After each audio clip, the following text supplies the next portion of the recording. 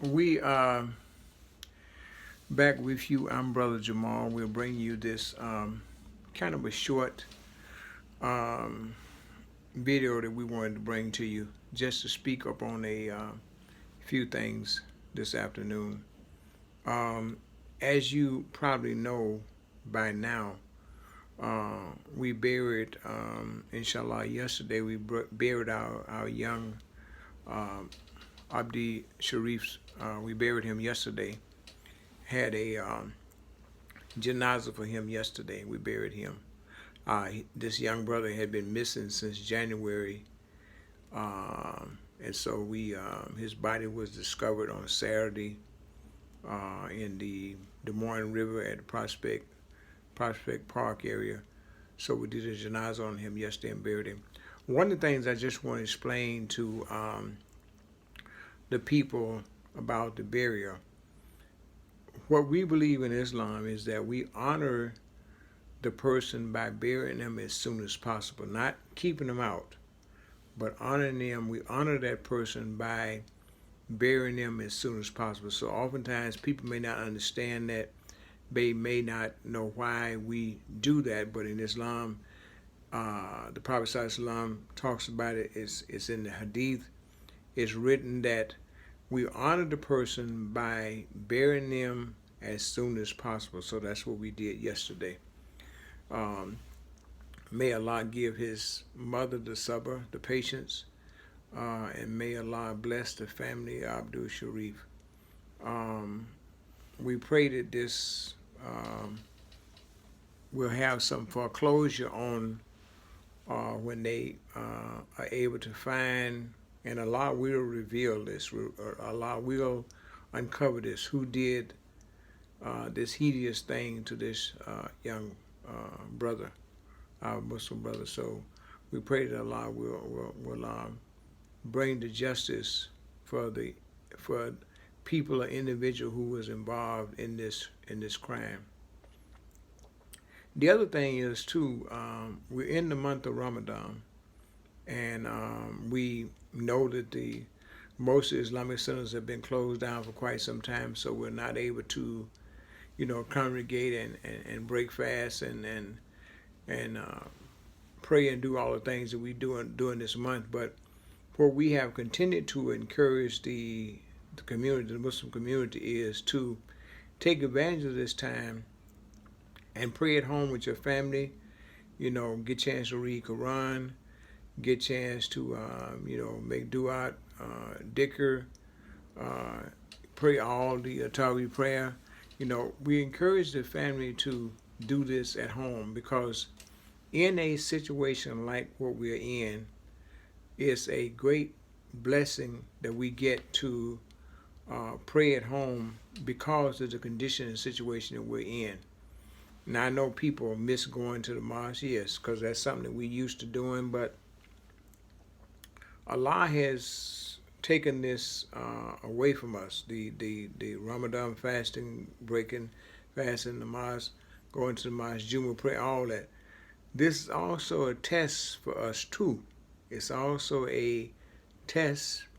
Allah wants to give us this as a trial and a test. And so it doesn't mean that we stop doing the 5 daily prayers. No, we continue to do that, and we continue to do it and do more. Because once again, think of the reward.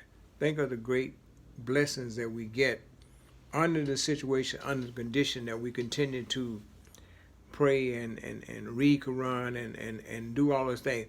And it's not just about racing through the Quran, but as you read Quran, being able to ponder on it, being able to reflect on it, being able to think about what you're reading and what's being said, and what Allah, the message that Allah is trying to relate to us, trying to give to us.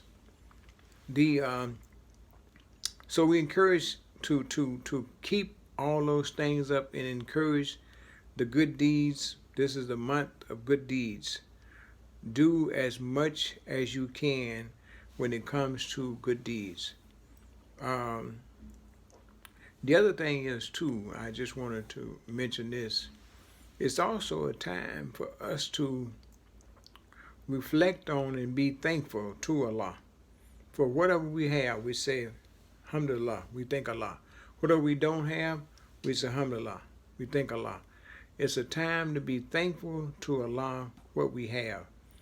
And sometime, I've repeated this and I've said this so many times, and I'll just emphasize and remind myself as I remind you that sometime in life we have a tendency to take things for granted. Sometime in life we don't really appreciate something until it's no longer there or we no longer have it. And so in this case, the praying of Juma every Friday, the fasting of Ramadan and going able to participate and go to the mosque, those things have been taken away from us.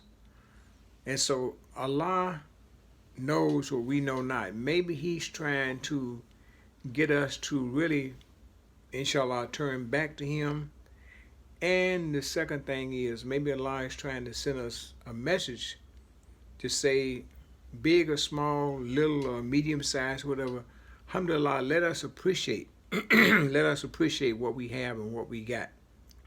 Let us appreciate that. And never, Allah knows best, never should we take anything for granted.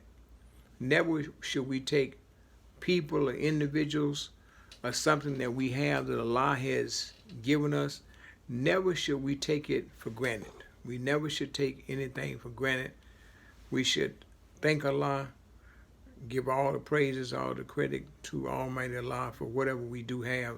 Like I said, small, big, medium size, whatever the situation, we should thank Allah for that. So I just wanted to share the brief conversation with you. Inshallah, we're going to try to post this on Instagram and see can we get it out. And so the people can inshallah, maybe someone can benefit from it. The other thing is too, any kind of comfort that we seek, it has to be through patience and prayer. We seek comfort through patience and prayer. This is a time that we're living in where there's a lot of uncertainty. People don't know what's going to happen from one day to the next. But we get our relief, we get our comfort in patience and prayer. That's where we get our relief. So I encourage us, as I remind myself, to always seek our comfort in patience and prayer. And inshallah, we ask that Allah will bless us, that we can have a good Ramadan, good fasting, doing all the good deeds, doing all the extra things that we should be about the business of doing. If you have any questions in the comments, please, you can. I have a YouTube channel under Jamal Muhammad on YouTube. You can go there and subscribe and pick us up and catch us. Inshallah, we'll try to bring you more talks and more discussion. But this one is on inshallah, being thankful for what Allah has given us. All right, assalamu alaikum.